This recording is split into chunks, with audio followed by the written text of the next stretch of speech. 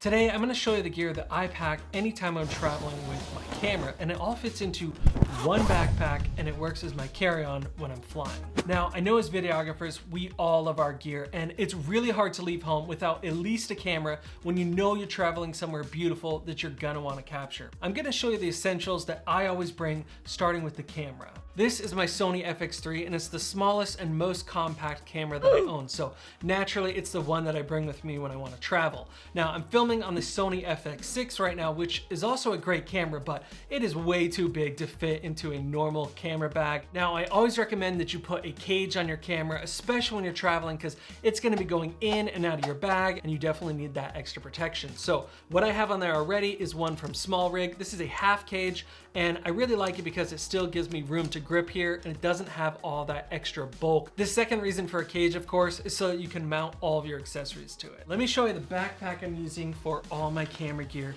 This is from Thule, and it's the roll top covert bag, and I believe it's actually been replaced by a newer version of it, but I absolutely love it. I've been using it for about 5 years now, and it's gone on all different adventures with me and held up so well. One of the harder things to decide on when you're traveling is which lenses to bring, because of course you can't bring your entire lens kit with you, but there's nothing worse than getting out there and being like, man, I wish I had my telephoto lens and I could just capture this just perfect. So you have to have a little bit of forethought and planning. For me, I typically find that I'm bringing the Sony G Master 16-35.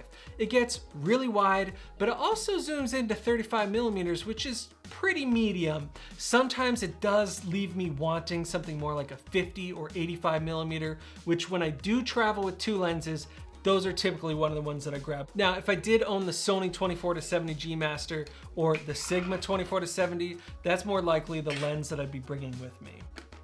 The next thing I always bring with me is a top handle. Now, I know a lot of guys will say that this is unnecessary, but I find it to be one of the best tools possible when traveling because it gives you a great way to pick up and move the camera, especially when you're doing things like hikes or you're walking through a city and you want to be able to kind of just swing it down at your side. Now, the top handle that I'm using here is this Tilta top handle. It's actually a newer one from them that I really love. It has a NATO clamp on it, so it's really easy to take on and off of the rig, so you can build it out really quickly when you pull it out of your bag. It doesn't require any tools. The next thing that I think is absolutely necessary when you're traveling is an external monitor, because as you know, the LCDs on the back of your camera are pretty good and they can get you by, but when you're running and gunning and moving really quickly, you need to be able to see your image very clearly and get focus and make sure everything is exposed properly. So what I have here is the brand new Small HD Action 5 monitor, and I've really been enjoying this monitor because it has 2000 nits brightness, so it's definitely daylight viewable. Now, when I don't use this, what I'm usually bringing with me is the Ninja 5. Now, you can see that I have the monitor sun hood on here because this only has 1000 nits brightness, so you gotta have something to block all the reflections and be able to see your image a little bit better. But if I want to record externally all in ProRes, then I definitely have to bring the Ninja V with me. Now, the way that I mount the monitor on this rig is with this Small Rig monitor mount, and it has little airy locating pins on it. So I actually screw it right into the front of my top handle here.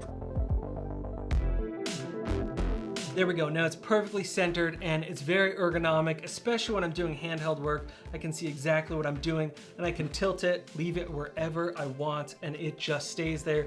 You don't have to deal with any magic arms or any of that madness. Of course, you gotta bring an HDMI cable with you, but what I've learned through years of filmmaking is that you always pack a spare because you never know when you're gonna lose one or it's gonna crap out on you. It's happened on a lot of shoots. The next thing I always bring are a bunch of camera batteries, and I usually opt for the ones that actually fit inside of the camera so that I can keep things really lightweight and compact, because when you bring an external battery solution like a V-mount battery, it gets really heavy and big quick. And you have to have a way to mount this, which usually involves 15mm rods and a whole nother base plate. So the entire thing just becomes a little bit unmanageable, especially when you're flying, and there are a lot of restrictions on the size of batteries that you can bring, so you may not even be able to bring all of your V-mounts with you. Along those same lines, I'll bring a couple Sony NPF batteries with me that I use to power my monitor, and then I'll bring the corresponding chargers with me as well. The next thing that's always a part of my camera rig is a variable ND filter like this one from Tiffin.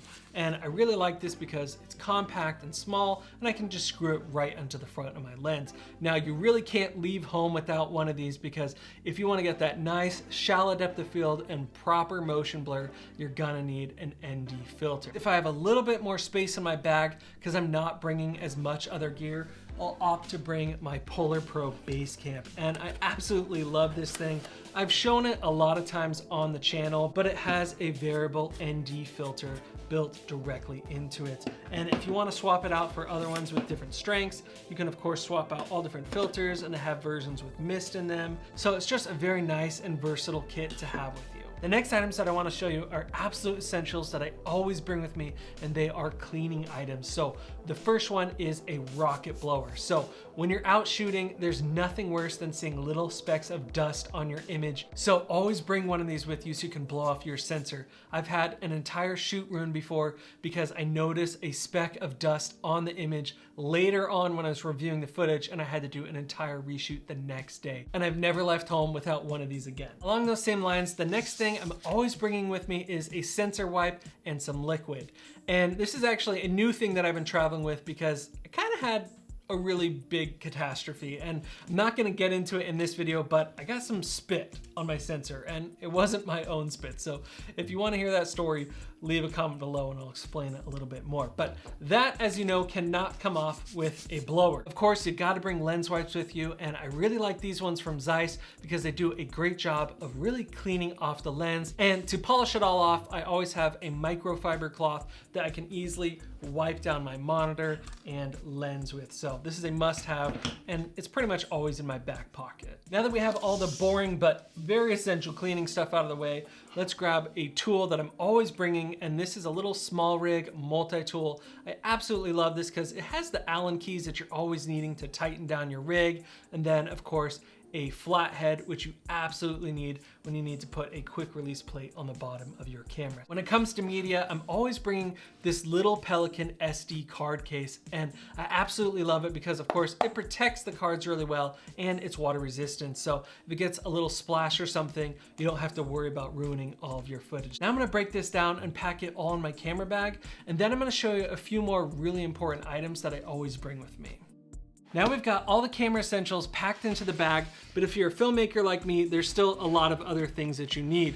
One of the primary ones being a laptop. So I've got my 14-inch MacBook Pro here. This is the M1 Pro, and I'm gonna slide that into the back little laptop compartment here because, as you know, you wanna be able to review your footage at the end of the day, and if you wanna get something uploaded or edited and turned over to someone, you've gotta have it. And then of course, I've got a charger and a little lightning cable as well for charging my phone. The next thing I always bring is a little external SSD. So this is a Samsung 1 terabyte, and this is perfect for bringing projects with me on the go or offloading a bunch of footage so I have more space externally. And if you're gonna be on a plane for a long time or traveling on the road, you've gotta have an external power bank. I really like this one from Anker. It does have PD, so I can use this to actually charge up my Sony FX3, my laptop, or of course my phone multiple times. So this is a must-have for me.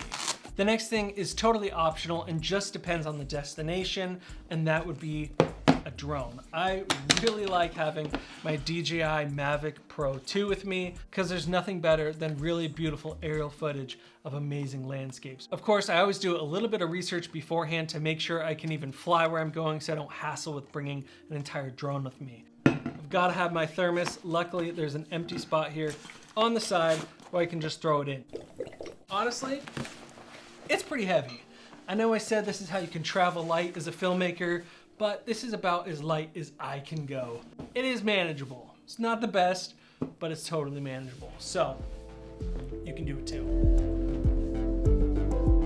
But wait, if you're still here, there is one more thing. And if you don't like doing just handheld work, luckily you can also bring your gimbal with you. And I'll show you where I usually put it.